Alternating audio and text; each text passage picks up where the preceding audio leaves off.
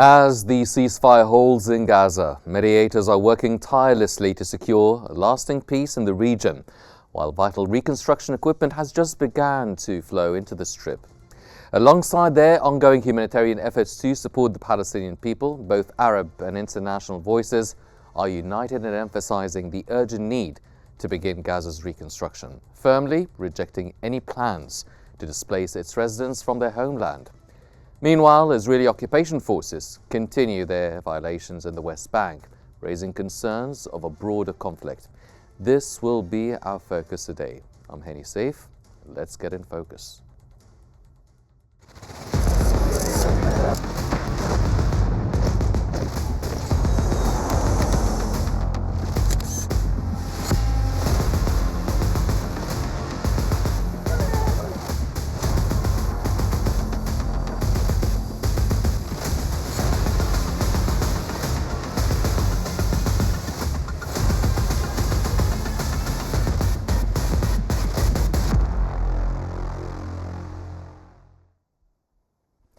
As talks for a second phase of negotiations are set to begin, Egypt continues its humanitarian efforts to support the Palestinian people across the Gaza Strip. According to Egypt Today, equipment for Gaza's reconstruction has started entering the Strip, while relief efforts continue in full force. Additionally, aid trucks loaded with food, medicine, medical supplies and essential aid have arrived at the Egyptian side of the Rafah crossing, providing much needed support to those affected in the Strip. As highlighted by the newspaper, this aid is part of Egypt's ongoing dedication to easing the suffering of the Palestinian people by addressing their most urgent needs.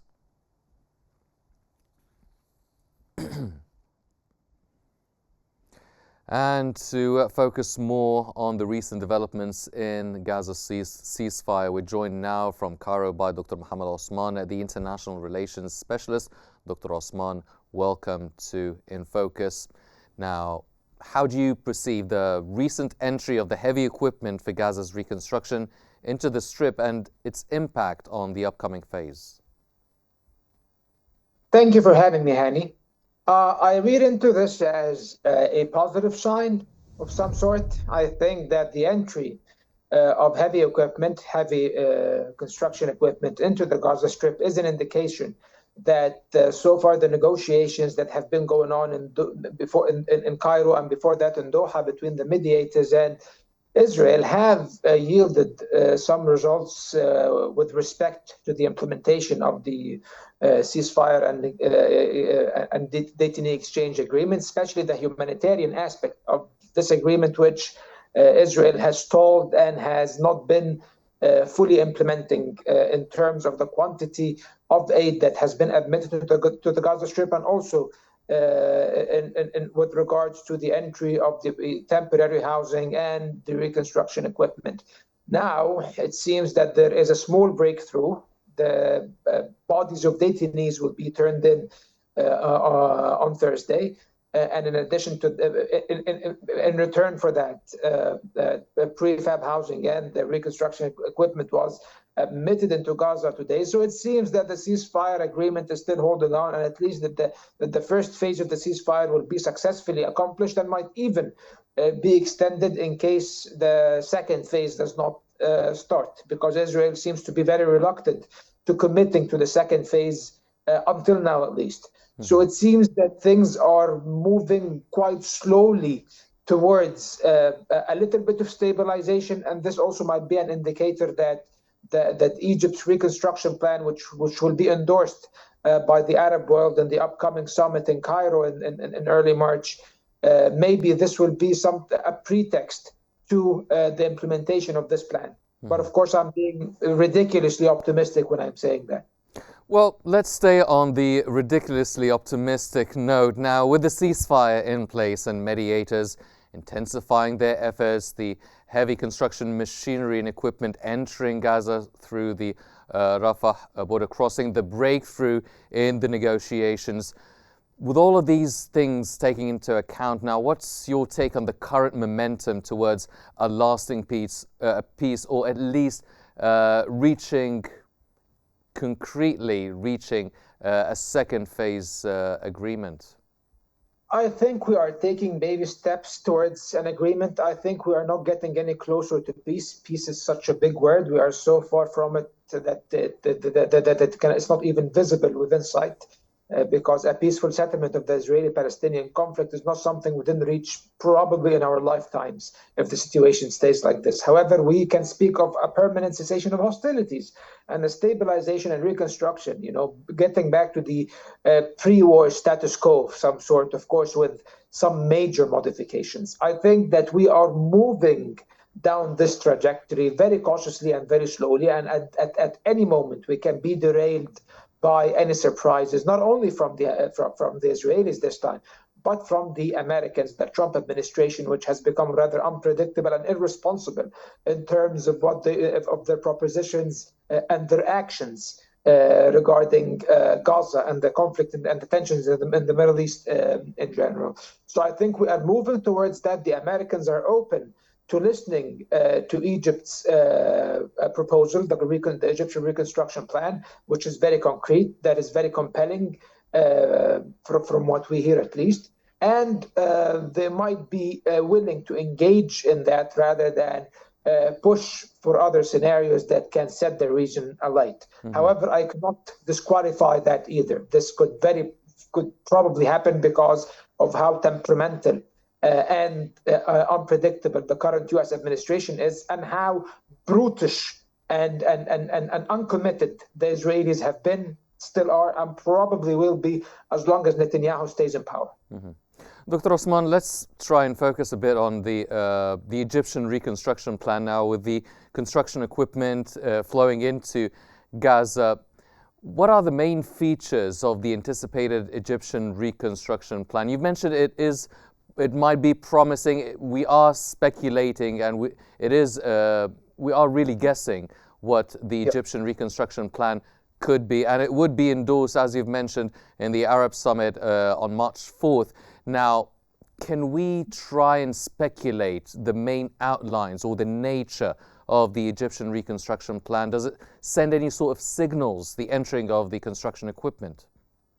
From what we've heard and what we've read in reports, and what we have heard also from sources here and there, that it is a comprehensive plan, that it will, for example, the most important aspect of it is that it will take place while the Palestinians remain in their homeland in Gaza without displacement, or rather without ethnic cleansing, as the Trump administration and the Israelis were proposing. And also that it will entail the construction of temporary residential areas where the population of Gaza, the displaced population of Gaza, which is the majority of the population, can be housed in temporarily for a few years, I think 4 to 5 years, until the rubble is removed within a few months and reconstruction commences. And it also proposes that there will be a fund in order to that will gather the donations of various nations and international organizations that are willing to bankroll the reconstruction of Gaza. And it's estimated that it will cost about, at least the Egyptian sources say, the Egyptian plans put the cost at around $27 billion. Of course, this is a staggering figure. However, it's not as staggering and huge and shocking as the UN figure, which I think was $53 billion US dollars. Either way, whether it's 50 or 30 billion, still it is a huge amount of money, and it will need substantial contributions by the international community. And I think that the Arab world is willing to contribute. The Europeans are reportedly willing to contribute as well, and even reportedly the Chinese are willing to contribute.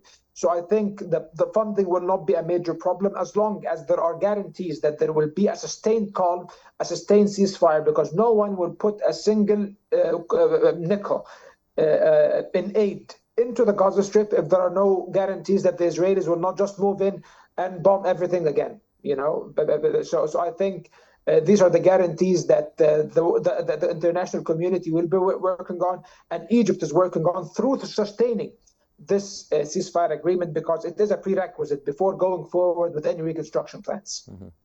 Well, speaking of the ceasefire agreement now, Israel's foreign minister, Gideon Sa'ar, signaled the willingness to start the second phase of the ceasefire talks. Do you think that Israel is truly committed to a long-term resolution, or should we be cautious, as you mentioned earlier?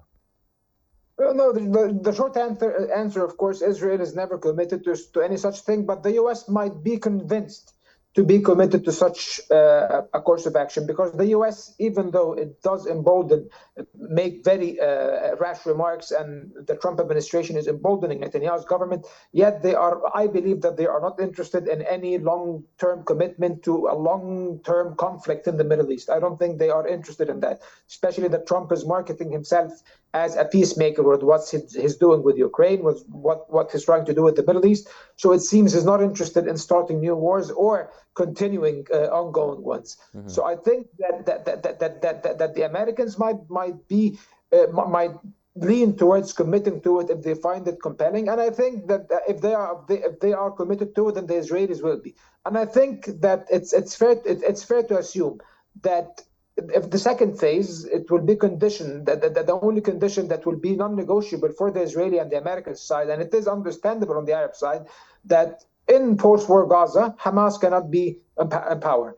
And I think Hamas has signaled that it's not willing to, or it's not eager to stay in power if this will complicate problems. At least that's what the high-level Egyptian source has said the other day. And this is a possibility that Hamas might not be the governing force. However, the arms of Hamas will still remain a problem, because today the Israeli authorities said that if any second phase takes place, one of its provisions should be the complete disarmament of the Gaza Strip. Mm-hmm. And I think this will be a huge challenge, because at the end of the day, the Palestinian resistance will not be very willing to give their weapons away and stand defenseless against an occupying enemy who wants to ethnically cleanse them, who openly speaks about their intentions that way. And by the way, the Israeli government today set up an agency for the voluntary displacement of Palestinians from the Gaza Strip, or the voluntary departure, as they called it. So now they are working with two parallel lines in tandem. On the one hand, they are trying to commit to the ceasefire. On the other hand, they're trying to facilitate the displacement schemes. Mm-hmm. Well, the mediators' talks are ongoing, but what do you think of the U.S. Secretary of State Marco Rubio's recent visit to Israel? Do you think it will have any impact on or bearing on the next steps in Gaza's ceasefire negotiations? We have had conflicting reports, because on the one hand, you find Marco Rubio saying, "Oh, we have the same vision as the Israelis, and they have our full support." And of course, this is a disastrous remark. On the other hand, we find them making the right signals and not making maximalist demands to settle the conflict. For example, the Israelis were saying that Hamas needs to be eradicated. What Marco Rubio is saying, Hamas cannot be empowered the Gaza Strips. And there is a huge difference between both, because the eradication of Hamas isn't possible. It's an idea. They are part of the fabric of Palestinian society. However, not having them in power is something that we can talk about, or something that we can work with, and even Hamas is open to discussing. That's the first thing. And the second thing, what Stephen Witkoff has said is that he said that the U.S. mediator, during Rubio's visit to Tel Aviv, he said that the U.S. is committed to commencing the negotiations for the second phase. And I think that's a good indicator. However, of course, my optimism in this regards remains tremendously cautious, Henry. Mm-hmm. Well, talking about the rebuilding of Gaza now, you've mentioned that the international community would want to have guarantees that Israel wouldn't go and bomb any, even temporary housing for the Palestinians. But are there any tough obstacles other than that standing in the way of rebuilding Gaza? And if there are, what strategies could overcome them? I think the only obstacle standing in the way of the potential rebuilding of Gaza and the hasty rebuilding of Gaza, which should be the top priority at the moment, is how the Israelis are behaving. The Israelis need to commit. I think that's the only obstacle. Any other technical obstacle regarding the details of reconstruction, regarding the gravity of the situation on the ground, which is terrible, unprecedented in the region since World War II, I think, and also regarding funding, all of these problems are things that can be tackled and that have ready-made solutions for them. However, the thing that needs to be dealt with effectively by the Americans, no one else, is forcing the Israelis to commit to this course of action. Yes. If we do not have a concrete Israeli commitment with American guarantees, then I don't think any of this is feasible. Dr. Osman, please stay with us as we take a look at the recent Israeli violations targeting the West Bank, and we will resume our discussion. Stay tuned.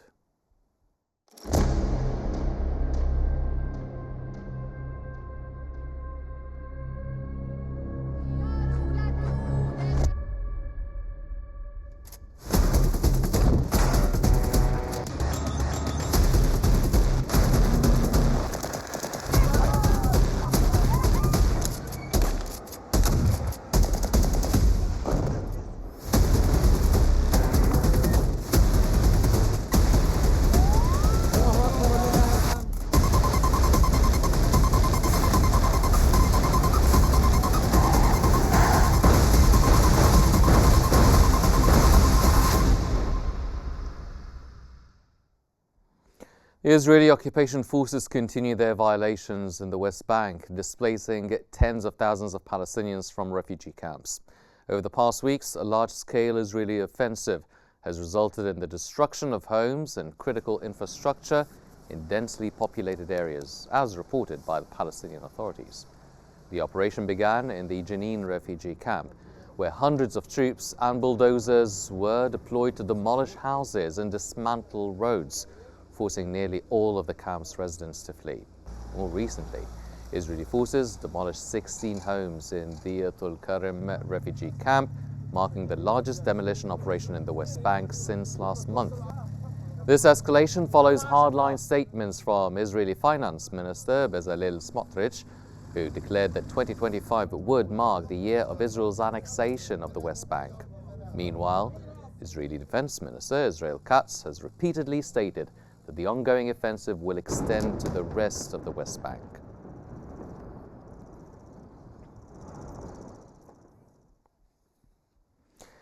We are still joined by Dr. Mohammed Osman, the International Relations Specialist. Dr. Osman, now, how do you view the ongoing Israeli offensive in the West Bank in light of the humanitarian crisis unfolding in the refugee camps, particularly in Jenin and Tulkarem?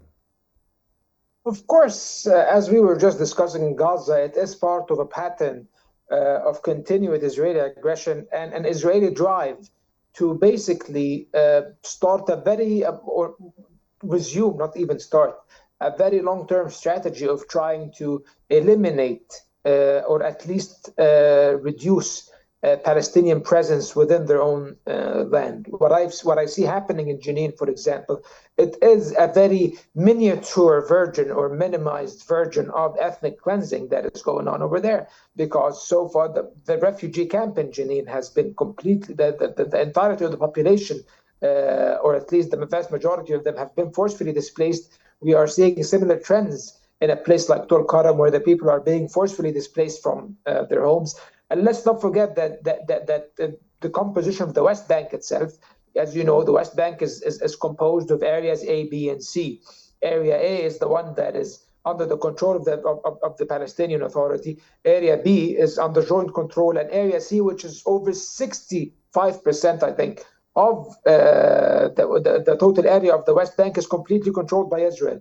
And you know that only 300,000 Palestinians live in that area, and about 85 to 90% live in Area A, which only constitutes 11% of the West Bank. So you can imagine that inside this densely and populated area, the Palestinians are still being displaced and being subjected to horrendous violations. Why? In order to make conditions unlivable inside the West Bank. And I think that the military campaign in the West Bank was greenlit by the Americans as a concession for the Israelis in order for them to ink the Gaza ceasefire. They were given a concession, okay, you might start a limited military operation in the West Bank. However, that operation is escalating, and it seems that the primary target of it is trying to displace the Palestinians of certain parts of the West Bank, like the city of Jenin, which is at the upmost north of the West Bank, and it borders the border between the West Bank and Israel proper. So they want to remove the Palestinians from these areas, it seems. And I see that as part of a coordinated campaign of ethnic cleansing that the Israelis have been adopting for the better part of the past 15 years. And they are basically trying to replicate the disaster they have committed in Gaza, this horrible crime. They are trying to gradually replicate it in the West Bank. Mm-hmm.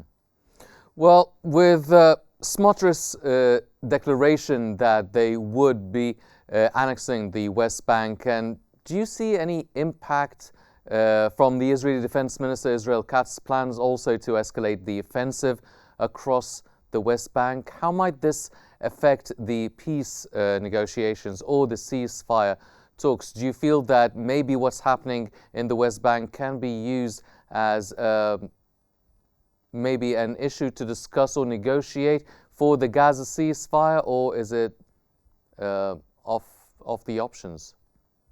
Well, at the risk of sounding like a crazy conspiracy theorist, I think that this is part of a coordinated plan. What Smotrich has said is basically revealing the true intentions of the Israelis. I think this is part of paving the way for the potential annexation, at least of parts of the West Bank where the settlements are.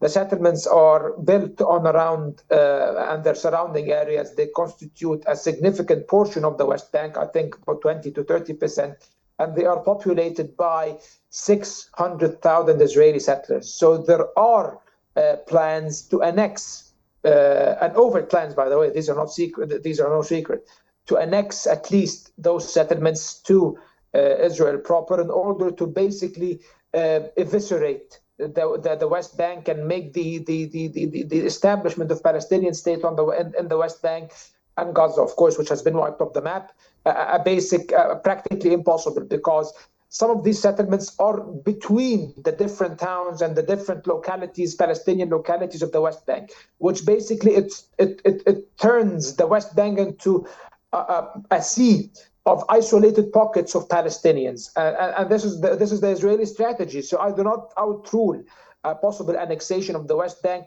if not in 2025, then certainly during the presidency of Donald Trump, because he said it will be he said that the Israelis will do it wonderfully when he was asked on whether he would accept an Israeli annexation of the West Bank. He never said that he would recognize it or welcome it, but at the same time, he never opposed it. He said they will do it impeccably, or they will do it wonderfully, with his very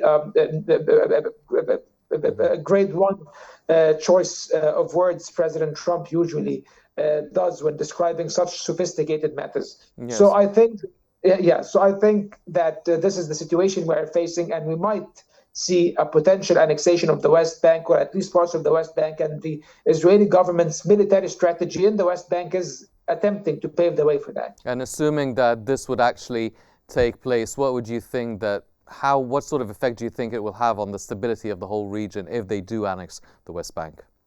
It will be a disaster. It will basically make all the prospects for peace impossible. And when everyone, especially those Palestinians who have been oppressed and subjected to genocide in the Gaza Strip and to egregious violations of the West Bank, yes, if they see that there are no prospects of peace, I think that the Israelis will find the answer. If they fear the repetition of the 7th of October, now they are guaranteeing that the 7th of October will be repeated if they pursue this sinister, vile, unethical course of action. Well, hopefully we do stay on a more optimistic note. That was Dr. Mohammed Osman, the International Relations Specialist. Thank you very much, sir, for joining us here on In Focus. And that brings us to the end of today's episode. But please make sure you join us and stay tuned for more updates here on Qnews. I'm Hani Saif. Thank you for joining us.